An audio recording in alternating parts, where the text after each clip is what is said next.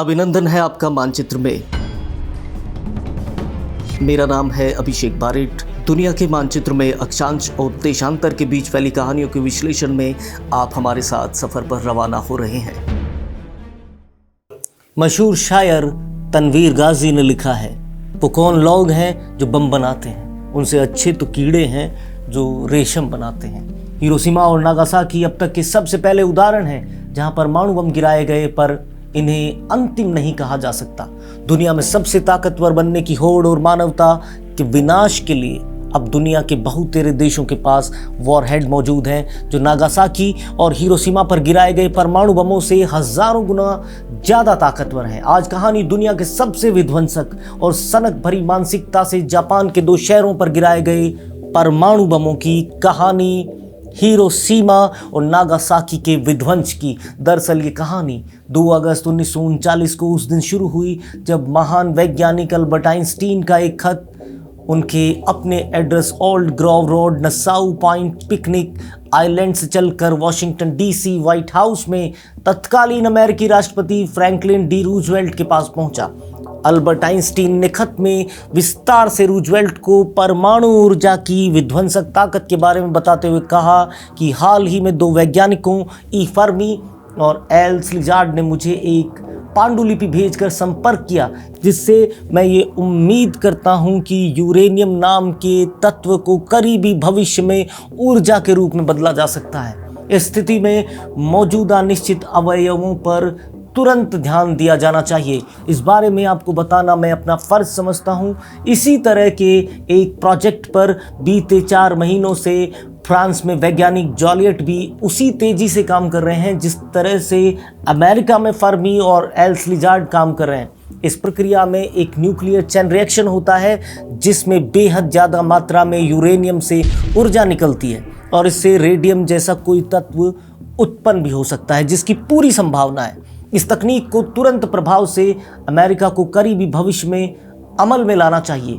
ये नई घटना बमों के निर्माण में सहयोगी हो सकती है और ये ऊर्जा काबू की जा सकती है। इससे बेहद शक्तिशाली बमों का निर्माण किया जा सकता है। इस तरह का एक बम नाव पर लाद कर ले जाया जा सकता है, लेकिन ये इतना ताकतवर होगा कि पूरे बंदरगाह को उड़ा सके। साथ ही न सिर्फ बंदरगाह को बल्कि उसके आसपास के कई किलोमीटर के पूरे क्षेत्र को उड़ा सकता है। हालांकि इस तरह के बम हवाई जहाज़ों में ले जाने के लिए बहुत भारी होंगे। ये पत्र ही परमाणु बम का फ्यूचर था। आपको जानकर हैरानी होगी कि ये 1939 की बात है और 5 साल बाद ही 1945 में अमेरिका ने यूरेनियम और प्लूटोनियम के 2 भीषण शक्ति वाले न्यूक्लियर बम बनाकर जापान पर आजमा भी लिए।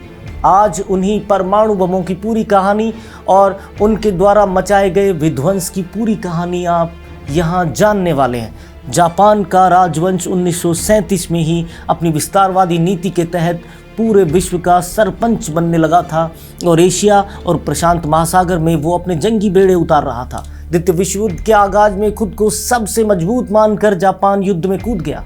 जापान के इरादों को एडोल्फ हिटलर ने उस वक्त और हवा दे दी जब हिटलर सोवियत संघ के खिलाफ 22 जून 1941 को जर्मनी की तरफ से युद्ध में कूद गया। नाजियों के इस तरह के दुस्साहस ने जापान के सुदूर पूर्व में बैठे राजवंश के मनोबल को बेहद ऊंचा कर दिया और जापान खुलकर अमेरिका के खिलाफ मैदान जंग में उतर गया। यहीं से शुरू हुआ परमाणु बमों का असली सफ़र। दरअसल 7 दिसंबर 1941 के दिन अल सुबह जापान ने प्रशांत महासागर के बीच में एक अमेरिकी कब्जे वाले टापू पर्ल हार्बर पर अटैक कर दिया। जापानी सेना के फाइटर जेट्स ने अमेरिका के 8 जंगी जहाज़ों पर पर्ल हार्बर में बम गिराए। 4 जहाज़ तुरंत पानी के पैंदे में समा गए। इस हमले में जापान ने अमेरिका के तकरीबन 2400 सैनिकों को मार डाला। हालांकि जापान के भी 100 सैनिक इसके दौरान मारे गए। अमेरिकी जंगी जहाज़ों के 19 जहाज़ों में से 11 जहाज़ ही बच पाए। 15 मिनट से भी कम समय में ही जापान ने अपनी पूरी ताकत से हमला किया और इस अंदेशे के साथ कि वो अमेरिका के ईंधन टैंकों को खत्म कर देंगे। लेकिन जापान को मिली जानकारी कमज़ोर साबित हुई। मालवाहक जहाज़ों को निशाना बनाने के लिए किए गए इस हमले में अमेरिका के 328 जेट्स जापान ने उड़ा दिए। अमेरिका के फोर्ट द्वीप में मौजूद नौसैनिक केंद्र पूरी तरह तबाह हो गया। 60 से ज़्यादा बोट्स भी तबाह हो गई। ये एक तरह की कॉर्पोरेट बॉम्बिंग थी। यूएस नेवी के क्रूजर डिस्ट्रॉयर भी हमले में तबाह हो गए। 1178 लोग जख्मी हुए। अमेरिका पर जापान ने 2 चरणों में बॉम्बिंग की थी। इसके लिए उसने फाइटर जेट्स के अलावा बॉम्बर्स और पनडुब्बी टॉर्पीडो मिसाइल से हमला किया। पर्ल हार्बर अटैक को कमांड कर रहे थे जापानी कमांडर मित्सुओ फुचिदा के आदेश पर 183 फाइटर जेट्स ने ओहियो के ईस्ट में तैनात जापान के 6 जंगी वॉरशिप से उड़ान भरी। इसके बाद लेफ्टिनेंट कमांडर शिगेकाजू शिमाजाकी के नेतृत्व में 171 फाइटर जेट्स ने पर्ल हार्बर पर तबाही मचाई। जापान ने यूएस पैसिफिक फ्लीट को खत्म कर जीत हासिल करने की मंशा से पर्ल हार्बर पर हमला किया। हमले के लिए उस वक्त अमेरिका तैयार नहीं था, क्योंकि हमले से ठीक एक दिन पहले वॉशिंगटन में जापान के प्रतिनिधियों की अमेरिका के विदेश मंत्री कॉर्डल हल के साथ जापान पर लगे आर्थिक प्रतिबंधों को खत्म करने की बातचीत हो रही थी। चीन के बढ़ते हस्तक्षेप के कारण अमेरिका ने जापान पर ये प्रतिबंध लगाए थे। अमेरिका के तत्कालीन राष्ट्रपति रूजवेल्ट ने इसे अमेरिकी इतिहास में सबसे कलंकित दिन बताया और अगले ही दिन 8 दिसंबर को अमेरिका भी वर्ल्ड वॉर में कूद गया। अब अमेरिका अभी अपने एटमी बमों पर काम कर रहा था और वो अभी इसके ऊपर सिर्फ काम कर रहे थे।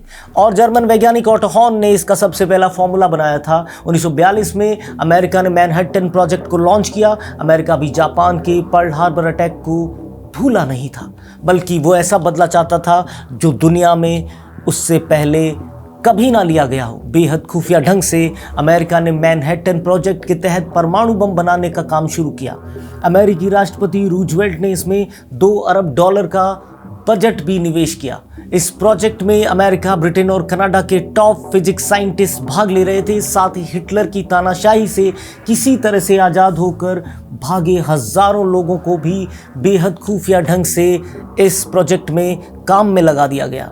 अब वक्त आ गया था जब अमेरिका को न्यूक्लियर वॉरहेड काम में लेने थे, पर इसके लिए जापान को पहले उकसाया गया। 9 और 10 मार्च को अमेरिकी बॉम्बर्स ने जापान के टोक्यो में बम गिराए और तकरीबन 1 लाख लोगों की जान ली। 26 मार्च 1945 को जापान के ओकिनावा में अमेरिका और जापान की लड़ाई शुरू हो गई, जिसमें 1 लाख जापानी आर्मी के जवान और 1 लाख नागरिक मारे गए। साथ ही 12,000 अमेरिकी सैनिक भी मारे गए। अमेरिका के सामने अब ये चुनौती थी जब 12 अप्रैल को राष्ट्रपति रूजवेल्ट की मौत के बाद हेनरी ट्रूमैन राष्ट्रपति बने। दरअसल ट्रूमैन को राष्ट्रपति बनने के ठीक बाद मैनहट्टन खुफिया प्रोजेक्ट के बारे में बताया गया, क्योंकि राष्ट्रपति के पास ही अमेरिका का न्यूक्लियर बटन हो सकता है। ट्रूमैन ने तय कर लिया था कि वो जापान के खिलाफ इस घातक न्यूक्लियर वेपन का इस्तेमाल करेंगे। 8 मई को जर्मनी के आत्मसमर्पण के बाद विश्व युद्ध एक तरह से खत्म हो गया था, पर एशिया के हिस्सों में ये अभी भी जारी था। ऐसे में अमेरिका को जल्दी से जल्दी जापान के खिलाफ परमाणु बम पर फैसला लेना था। जुलाई तक बम को असेंबल करने के लिए उसके सारे हिस्से टेनियान पहुंचाए गए। ये मारियाना चैन द्वीप समूह की वो जगह थी जहां से परमाणु बम को लेकर B-29 अमेरिकी बॉम्बर जापान के किसी भी हिस्से में गिरा सकता था। अब तक जापान की माली हालत बेहद खराब हो चुकी थी और जापान के पास अपने जेट्स के लिए ईंधन नहीं बचा था। अमेरिका पूरी जल्दबाजी में था और 16 जुलाई को ही राष्ट्रपति ट्रूमैन के आदेश पर ट्रिनिटी टेस्ट यानी परमाणु बम का पहला वैश्विक परीक्षण न्यू मैक्सिको के अलामोगोर्दो में सुबह पौ फटने से पहले ही 5:30 पर किया गया। ट्रूमैन को जापान पर पर्ल हार्बर का बदला लेने की इतनी सनक थी कि 25 जुलाई को ठीक 9 दिन बाद ही उन्होंने जापान पर दुनिया का पहला परमाणु बम गिराने का आदेश अपनी सेना को दे दिया। 26 जुलाई को जापान को ब्रिटेन और अमेरिका ने बिना शर्त समर्पण की पेशकश की, लेकिन वो ये जानते थे कि जापान इस बात को हल्के में लेगा और ठीक वैसा ही हुआ। जापान ने यह प्रस्ताव अनदेखा कर दिया। ट्रूमैन ने पहले यूरेनियम परमाणु बम को विशेष बम नाम दिया था और फिलीपीन सागर के किनारे टीनियान द्वीप से ही प्रशांत महासागर में तैनात वायुसेना कमांडर को पोट्सडॉम से ही ये आदेश दिया गया था कि वो विशेष बम की तैयारी कर ले। ये 3 अगस्त को गिराया जाना था और इसका नाम था लिटिल बॉय। ये दरअसल यूरेनियम वाला परमाणु बम था जिसका परीक्षण हो चुका था, जबकि दूसरी तरफ एक और बम बनाया जा रहा था जो प्लूटोनियम से बना था और उसका नाम था फैट मैन। फैटमैन का कोई परीक्षण नहीं हुआ था और ये सिर्फ एक प्रोटोटाइप था। अमेरिका जापान से बदला लेने से ज़्यादा इन दोनों बमों की घातक क्षमताएं जानने का इच्छुक था। हालांकि उन्होंने लिटिल बॉय के परीक्षण के 7 दिन बाद ही फैटमैन बना लिया था। अब दोनों बमों की भीषण ताकत देखने के लिए जापान के 4 शहरों की सूची बनाई गई। ये थे हिरोशिमा, कोकुरा, क्योटो और निगाता। इनमें नागासाकी शामिल नहीं था। नागासाकी का नाम इस लिस्ट में शामिल होने के पीछे एक दिलचस्प कहानी है कि तत्कालीन अमेरिकी रक्षा मंत्री स्टिम्सन ने अपना हनीमून क्योटो में मनाया था और इसी वजह से वो नहीं चाहते थे कि उनकी पत्नी के साथ अंतरंग यादों के उस शहर को इतनी भीषण तबाही का सामना करना पड़े। इसलिए क्योटो को उस संभावित लिस्ट से हटाकर वहां नागासाकी को लिस्ट किया गया। आखिर 6 अगस्त 1945 को जापान में एक आम सुबह के 7 बजे एयर अलार्म गूंजा, क्योंकि जापानी रडार कुछ अमेरिकी फाइटर बॉम्बर्स को अपनी वायु सीमा में प्रवेश करता हुआ देख रहे थे। एयर अलार्म ने हिरोशिमा के लोगों को संभावित अमेरिकी अटैक के लिए तैयार करने की कोशिश की और साथ ही उसी वक्त रेडियो प्रसारण भी रोक दिया गया। जापान ने अमेरिकी जंगी जहाज़ों को अपने ऊपर मंडराने से रोका नहीं, क्योंकि रिटेलिएट करने के लिए जापानी बॉम्बर्स के पास ईंधन नहीं था। 8 बजते बजते सारा शहर वापस पटरी पर लौट आया और लोगों ने सोचा 1 घंटा बीतने के बाद भी किसी अमेरिकी प्लेन ने कोई कार्रवाई नहीं की, ऐसे में वो कोई टोही विमान हो सकते हैं। लोग अपनी रोजमर्रा के कामों में व्यस्त थे, पर ये तूफान आने से पहले की शांति थी। अमेरिकी बॉम्बर B-29 एनोला गे जापान के आकाश में अगले आदेश के इंतजार में उड़ रहा था कि उसके इंटरकॉम पर अमेरिकी वायुसेना के कर्नल पॉल टिबेट्स की आवाज़ सुनाई दी। दरअसल ये एक हुक्म था जिसका इंतजार एनोला गे के पायलट्स और क्रू को काफ़ी देर से था। पॉल ने उन्हें आदेश दिया कि वो अपने नॉन पोलराइज्ड एविएटर गॉगल्स अपने हेड पर लगा लें। इसके बाद काउंटडाउन शुरू हुआ। काउंटडाउन शुरू होते ही पॉल ने कहा कि अपने गॉगल्स को आंखों पर लगाएं। पायलट ने ऑर्डर को कॉपी किया और बाकियों ने भी ठीक वैसा ही किया। विश्व का पहला परमाणु बम अब हिरोशिमा शहर के ऊपर B-29 एनोला गे के बॉम्बेडोर के ऊपर रखा था, जो 3.5 मीटर लंबा और 4 टन वजनी था। इस पर सफ़ेद और नीला रंग पोता गया था, जो कहीं ना कहीं अमेरिकी झंडे के रंग से मिलान किया गया था। B-29 अकेला नहीं उड़ रहा था, उस फ्लीट में पीछे ग्रेट आर्टिस्ट भी उड़ान भर रहा था। जैसा कि नाम से ही समझ आता है, इसका नाम द आर्टिस्ट किसी मकसद की तरफ इशारा करता था। ग्रेट आर्टिस्ट को उड़ा रहे थे जॉर्ज मार्कवार्ड को लिटिल बॉय के हिरोशिमा पर गिरने से आई प्रलय की तस्वीरें लेने का काम दिया गया था। जापान के समयानुसार ठीक 8:13 पर एनोला गे के चीफ बॉम्बर मेजर टॉमस फरेबी को कर्नल पॉल टिबेट्स ने आदेश दिया और कहा, इट्स ऑल योर्स, यानी अब सब कुछ आपके हवाले है। फेरेबी ने अपने पहले से माथे पर लगाए गॉगल्स को आंखों पर लगाया और आओई ब्रिज को देखते ही उन्होंने वापस एक संदेश भेजा जिसमें उन्होंने कहा, I have got it. Hiroshima के ऊपर फेरेबी ने एक बटन दबाया और जहाज का बॉम्बेडोर खुलते ही कयामत बरसाने लिटिल बॉय जमीन की तरफ गिरने लगा। लिटिल बॉय को आओई ब्रिज को टारगेट करके दागा गया था, लेकिन हिरोशिमा के आसमान की तेज हवाओं ने उसे ब्रिज से तकरीबन 250 मीटर दूर धकेल दिया। इसमें सिर्फ 43 सेकंड लगे। लिटिल बॉय ब्रिज से 250 मीटर दूर शीमा सर्जिकल क्लिनिक के ऊपर फट गया और अचानक जैसे आकाश और धरती 12,500 टन TNT की ऊर्जा के भयानक विस्फोट से कांप उठे। यहाँ तक कि हज़ारों फीट की ऊंचाई पर उड़ रहे एनोला गे, जिसने इसे लॉन्च किया था, बगल में उड़ रहे ग्रेट आर्टिस्ट के अंदर मौजूद पायलट्स को अपने जबड़ों में एक बारगी दर्द की सनसनी महसूस हुई।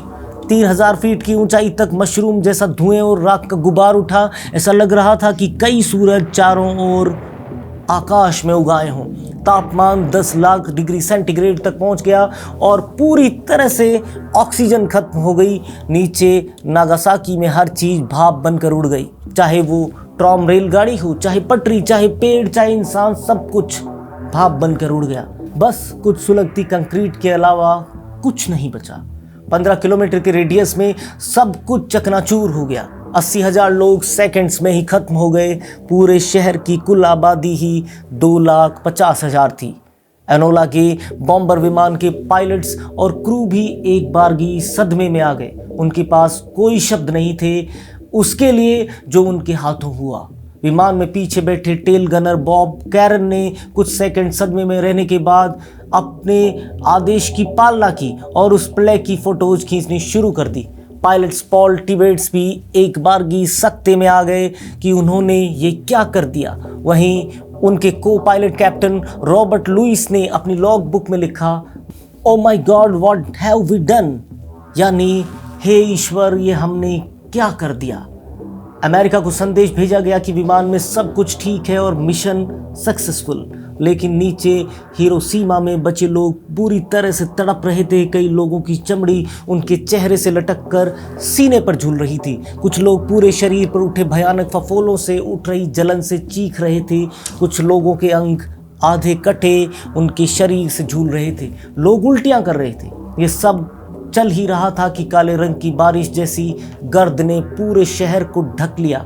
ऑक्सीजन जल जाने से लोग दम घुटने से मारे जा रहे थे।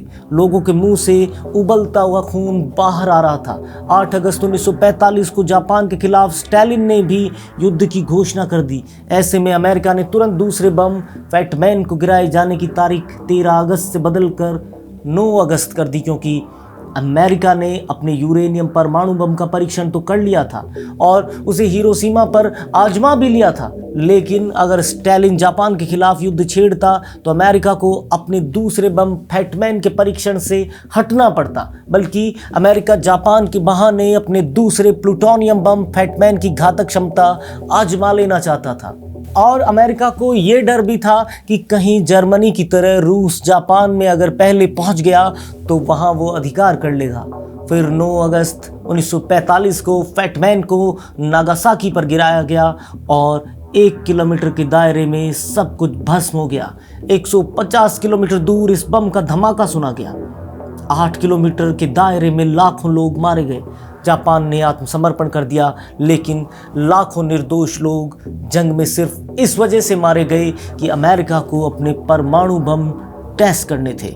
लोगों के साथ क्या क्या हुआ बताने के लिए बहुत कुछ है, लेकिन चुप रहने के लिए उससे भी ज़्यादा, और ये निहायत ज़रूरी भी है। हम किस्से कहानियाँ आप तक पहुँचाते रहेंगे, लेकिन आपको हमारा एक काम करना है, हमारे चैनल को सब्सक्राइब करना है, बेल आइकन को प्रेस करना है, ताकि सारी खबरें, सारी कहानियाँ, हर किस्सा और हर खबर आप तक तय समय पर पहुँचे। शुक्रिया।